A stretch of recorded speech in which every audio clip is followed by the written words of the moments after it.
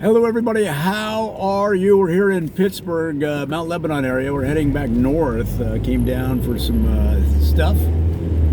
As you can see, it's late in the day. The lights coming on the cars and the rain threatening. We're continuing our series on communities around Pittsburgh, and this video is going to focus on Dorseyville.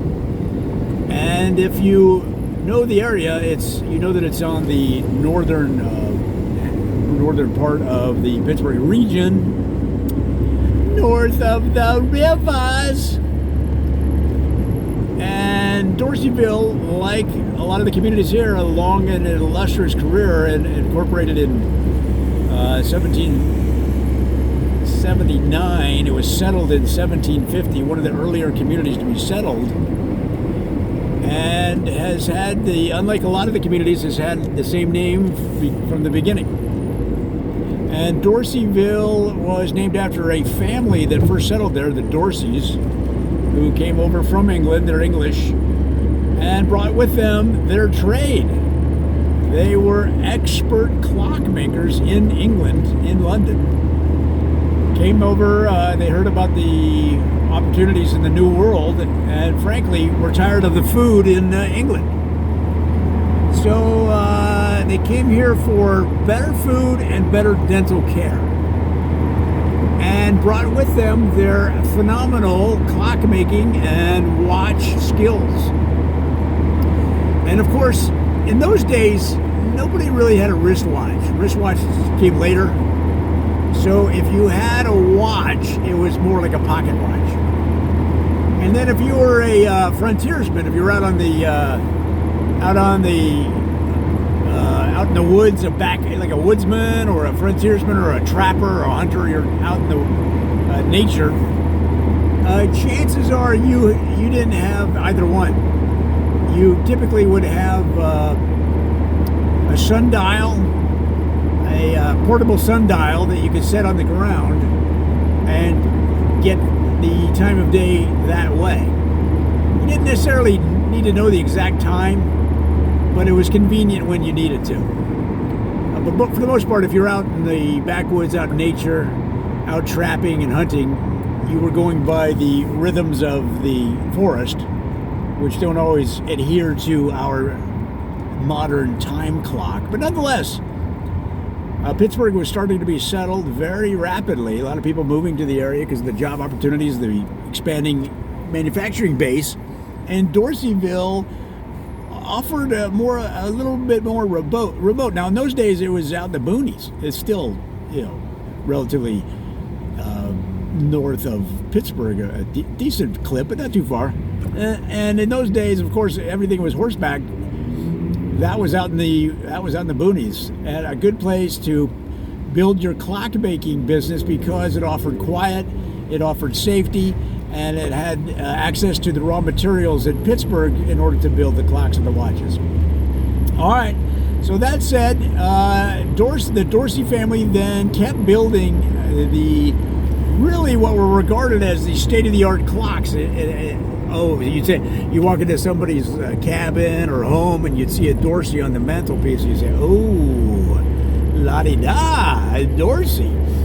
They were kind of considered the status timepiece of the day, and you would think that would have continued for a long time given their quality and commitment to excellence.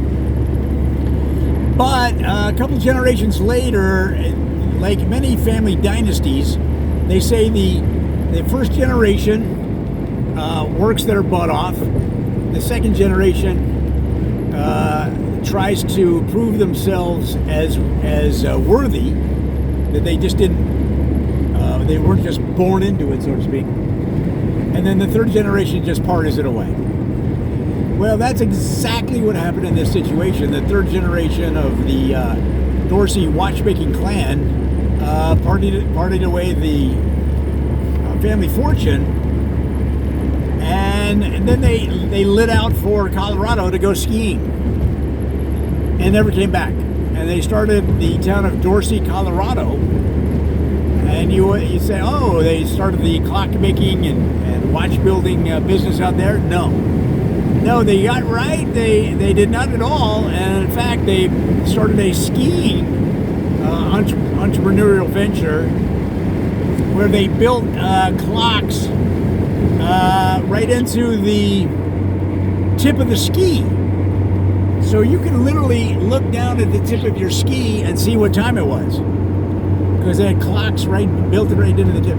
So they weren't necessarily building the clocks, but they knew the business and they were more into the marketing of them. So they worked with ski manufacturers and other businesses to incorporate clock and watch builds that they leased from other companies. That they bought the inventory from other companies and leased the IP.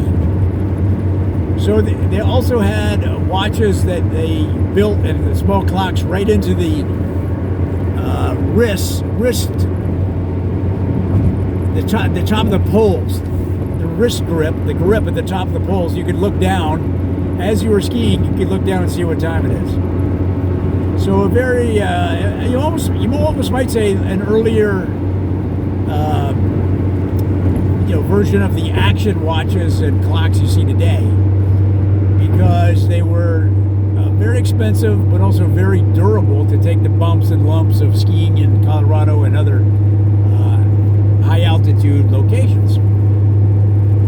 So although the Pittsburgh connection is still strong, even though they left, it is an interesting legacy because they continue today to market different timepiece applications in different industries around the world. So, for example, they are working with a rocking crib company where they put the watch face right into the top of the crib, so that as you rock a baby back and forth, you can tell what time it is. It's right into the headboard of the crib. Okay, lots of applications. Car manufacturing. They're working with NASA on putting a dash clock on the space station, so they can look down and see what time it is in like 8 time zones, and they wouldn't have to call down to Houston to see what time it is in London or New York or LA or whatever it is. Really fascinating sons and daughters of Pittsburgh that moved on to Colorado, and yet you can still see the Dorsey home where they built the original Dorsey clocks that still are worth tens of thousands of dollars at auctions around the country from earlier in the 1700s and 1800s. Guys, that's another spotlight on a community here in Pittsburgh, and of course it's Joe Ditzel Parody. Come on back for more.